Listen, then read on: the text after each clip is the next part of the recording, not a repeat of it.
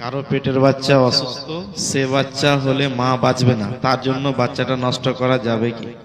মা গর্ভবতী, ডক্টর বলেছে এই সময় যদি সন্তান বাড়তে থাকে পেটের মধ্যে আরো, তাহলে সন্তান অথবা মা যে কোনো একজনের রিস্ক আছে, মৃত্যুবরণ করতে পারে।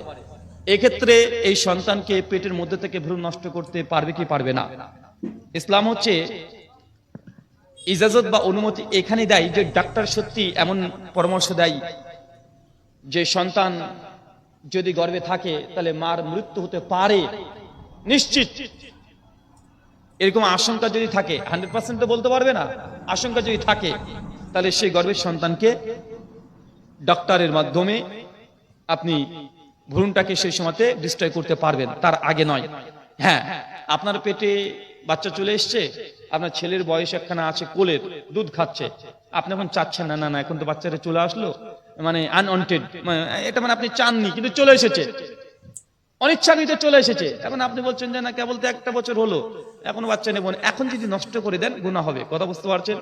যতক্ষণ পর্যন্ত মায়ের রিস্ক না আসছে আর ডাক্তারের স্বাক্ষরও না দিচ্ছে, যখন গর্ভের সন্তান থাকলে মার রিস্ক, মৃত্যু পর্যন্ত রিস্ক আছে, ততক্ষণ পর্যন্ত গর্ভের সন্তানকে আপনি কি করতে পারবেন না, নষ্ট করতে পারবেন না।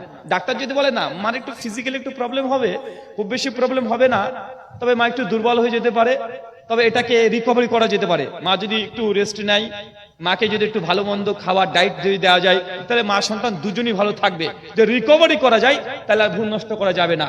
কিন্তু ডাক্তার যদি বলে যে না কোনো উপায় নেই, সন্তান থাকলে মায়ের মৃত্যু হতে পারে 100%, তাহলে সেই সময়তে আপনি এই ভ্রূণকে নষ্ট করতে পারেন, তার আগে নয়। শুকরান।